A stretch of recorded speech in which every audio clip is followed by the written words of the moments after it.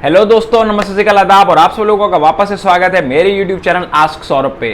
First of all दोस्तों, thanks a lot. आपने directly from toppers note जो मेरी इंट्रोडक्शन वीडियो थी जिसके अंदर मैंने आपको बताया कि किस प्रकार से आप लोग मेरे नोट्स को इतना ज़्यादा मांग रहे थे, तो मैंने अपने नोट्स के साथ ही अब वीडियोस और प्लेलिस्ट बनाने का डिसीजन लिया है। उस इंट्रोडक्शन वीडियो को आप लोगों ने इतना प्यार दिया, इतने सारे मेल्स आप लोगों ने मुझे करे कि सर आप ज़्यादा से ज़्यादा कवर करो, ज़्यादा से ज़्यादा फ्रीक्वेंसी से वीडियोस पोस्ट करो। तो आप लोगों की इस फीलिंग को ध्यान में रखते हुए I am posting this another video which is episode 2 of directly from toppers note, जिसके अंदर हम लोग फंडामेंटल राइट्स के बारे में अब स्टार्ट करने जा रहे हैं। तो दोस्तों, मैंने जैसे आपको पिछली बार बताया था कि मैं इन वीडियोस के अंदर आप लोगों को अपने नोट्स के स्क्रीनशॉट्स और उनकी डिपिक्शन की उनके बारे में मैंने जब उन्हें बनाया था तो क्या उनके पीछे हम लोगों की स्टडी थी या क्या मैंने उसको पढ़ा था, तो मैं आप लोगों को वो बाय अ वर्बल मीन समझाने वाला हूं। तो दोस्तों, आज हम लोग हमारे फंडामेंटल राइट्स के पहले आर्टिकल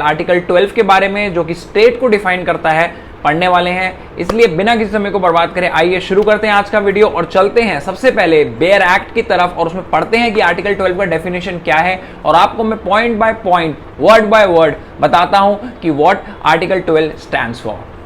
तो दोस्तों, ये आपकी स्क्रीन पे बेयर एक्ट आ चुका है। मैं आप लोगों को पहले बता दूं कि ये बेयर एक्ट का जो पीडीएफ है वो भी मेरे डिस्क्रिप्शन बॉक्स में आपको मिल जाएगा। प्लस आपको बेयर एक्ट की अगर बुक खरीदनी है इंडियन कॉन्स्टिट्यूशन की तो उसका लिंक भी मेरे आपको डिस्क्रिप्शन बॉक्स में मिल जाएगा।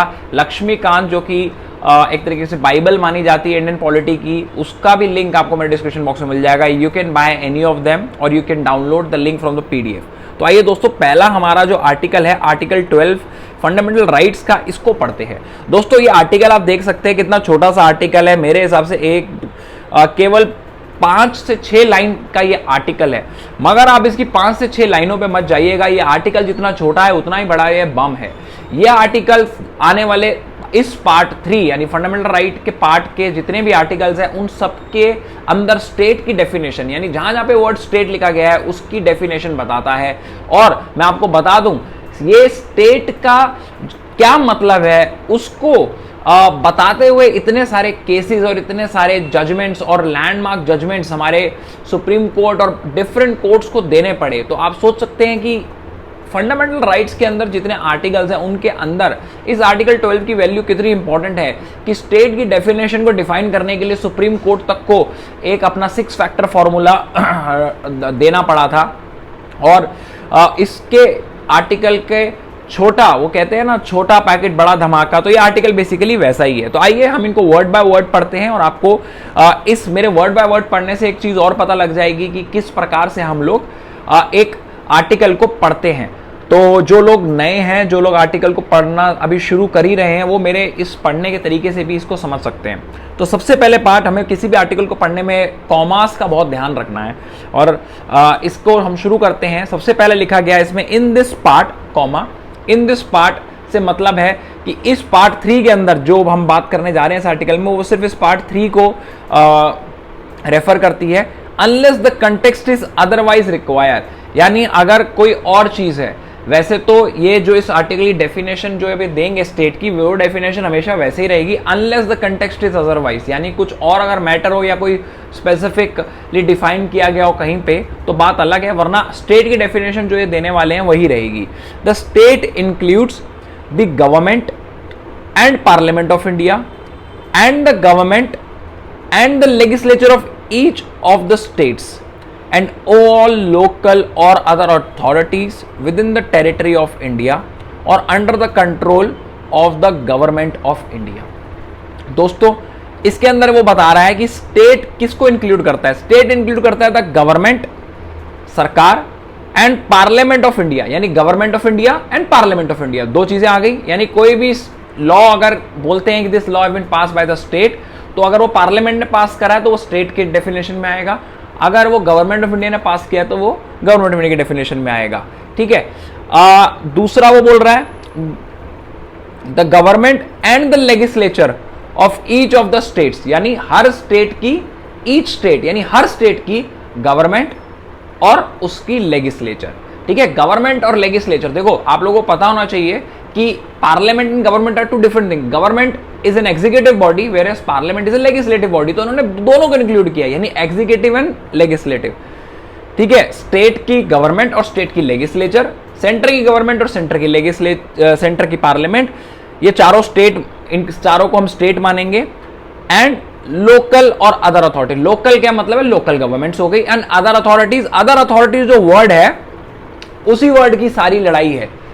देखो पार्लियामेंट तो बहुत सिंपल सा वर्ड है, government of India is very simple word, government of state is very simple word, legislature is also very simple word, but that other authorities की जहां पे बात कर रहे हैं वहीं पे ही सारा का सारा जो हमारे सुप्रीम कोर्ट को कई जजमेंट्स लाने पड़े, लैंडमार्क जजमेंट लाना पड़ा, वो इसी अदर अथॉरिटीज को डिफाइन करते हुए है।